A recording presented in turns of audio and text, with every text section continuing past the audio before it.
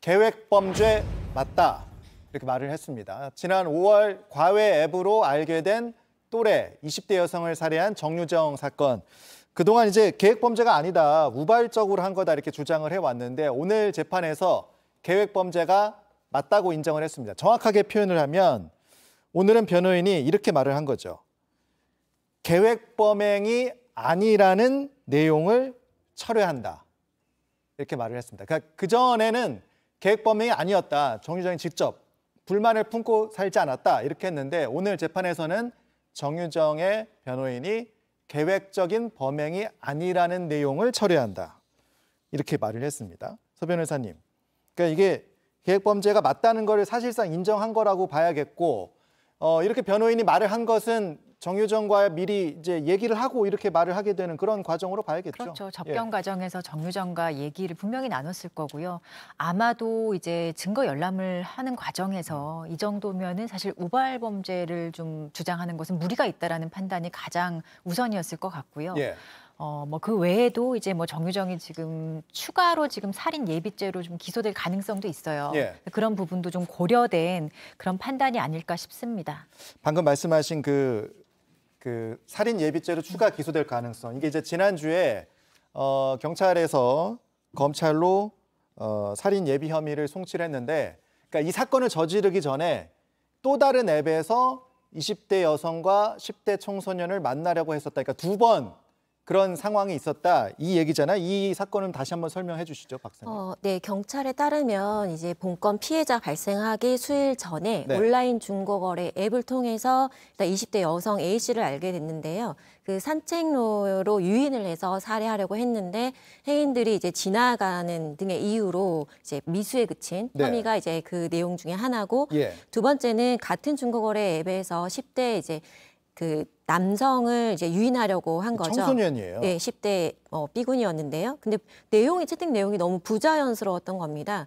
뭐 수술 경험이 있느냐, 뭐 혈액형이 뭐냐. 화면 다시 보여줘요. 산에서 만나자 그랬어요. 네, 산에서 보자 그러고 하고 혈액형, 수술 경험 이런 내용을 이제 질문을 하니까 이 내용이 좀 부자연스럽다라고 해서 이 사람의 경우에는 아예 나가지 않은 내용입니다.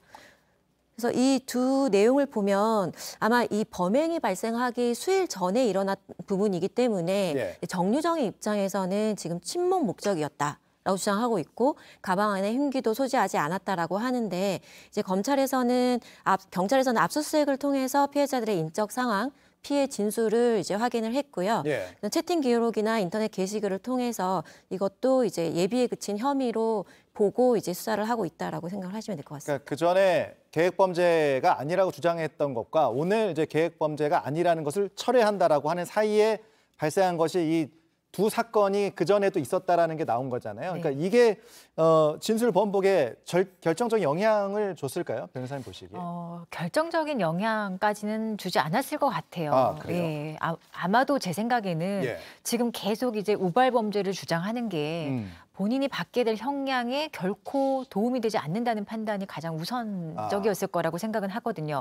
그리고 어쨌든 지금 이 두 건의 살인 예비에 대해서도 무신할 수 없었을 겁니다. 왜냐하면 지금 이 상황에서 그 경찰에서는 혐의가 있다라고 판단하고 지금 검찰에 넘긴 상황이거든요. 검찰이 보안 수사하는 과정에서 이 부분에 대해서도 어떤 살인 예비에 대한 어떤 구체적 실행 행위가 있다라고 판단이 된다면 기소될 가능성이 지금 높거든요. 그렇다면 죄명이 지금 추가되는 상황이고, 그럼 정유정은 어쨌든 이 상황에서 가장 형량을 적게 받으려는 노력을 하겠죠. 변호인도 마찬가지로 그런 변론 전략을 펼칠 텐데, 그런 형량에 있어서는 일단은 지난번까지 공판 준비기일까지 주장했던 그 우발 범죄, 그 부분은 철회하고 공소사실대로 인정하고 사건을 진행해가는 게 더 낫겠다는 판단을 한 것으로 보입니다. 왜 진술을 철회했느냐 이 부분에 대해서 이제 재판 끝나고 기자들이 물었을 때 변호인 측에서는 특별하게 답을 하지는 않았습니다. 일단 그런 상황이고, 또 하나 눈에 띄는 것은 이제 정유정이 이제 재판에 임했을 때의 자세인데, 지난번 공판 준비 기일 때는 직접 자기 의견을 피력하고 그랬어요. 그러니까 뭐 불만이 있는 것은 아니다 이런 것도 본인이 직접 말을 하고 했던 건데, 오늘 이제 첫 공판에서는 글쎄요, 전해지는 기자들의 취재 내용을 보면 1시간 15분 정도, 표정 변화도 거의 없고 말도 거의 하지 않았다. 이렇게 지금 오늘 재판 상황이 전해지거든요. 박사님 보시기에는 어떤 심경의 변화가 조금 느껴지는 그런 모습인가요? 어떻습니까? 저는 전략의 변화가 아닐까라는 생각이 좀 들었는데요.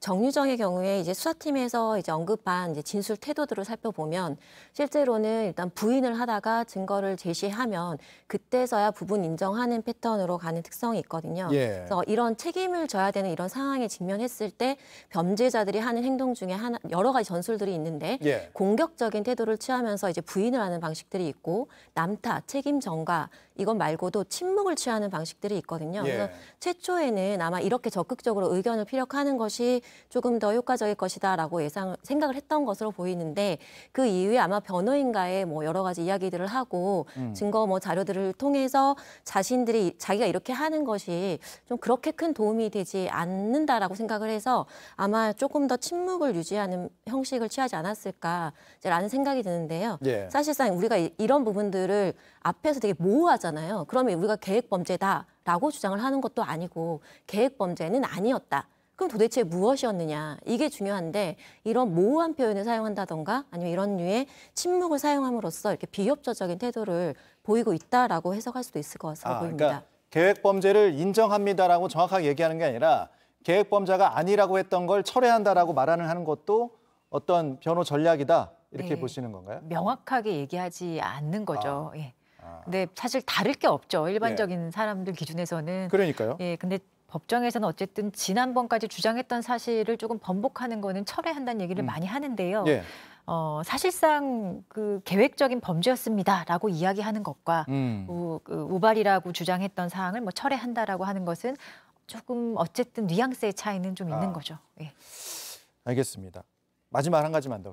어쨌든 계획범죄를 인정한 거니까 재판 속도는 좀 붙지 않을까요? 어떨까요? 그렇죠. 이제 그 계획이냐 우발이냐 결국에 형량에 있어서 많이 이제 중요하게 판단될 요소인데 그 부분에 대해서 다툼이 사실상 좀 사라졌기 때문에 그 부분에 대한 다툼이 좀 이제 그렇게 많이 진행되지 않으면 재판이 더 빨라질 수 있고요. 그리고 이제 다음 재판 기일에 아마 할아버지나 뭐 새할머니들이 증인으로 출석해서 그 정유정이 어떻게 살아왔는지 어렸을 때 뭐 가정 환경이라든지 여러 가지 것을 이제 증언을 한다고 하죠. 이게 아마 양형에 참작하기 위해서 신청한 증인일 것으로 추정이 되는데요. 이런 그러니까 정유정 측에서 신청한 증인이죠. 그 뭐 할아버지 측에서는 당연히 뭐 이런 상황에 이르기까지 어렸을 때 좀 힘들게 살았던 그 정유정의 어떤 상황 이런 것들을 좀 얘기해주지 않을까 싶습니다. 그 외에는 지금 정유정 자체가 이 살인에 대해서는 혐의를 뭐 부인하거나 사실 부인할 수 없는 상황이기도 하지만 살인을 했느냐 안 했느냐 이런 가장 중요한 쟁점에 대해서는 지금 다툼이 없기 때문에 이것 외에 양형에 대한 얘기만 좀 판단이 된다면 재판은 좀 생각하는 것보다 빨리 진행될 가능성이 있습니다. 알겠습니다.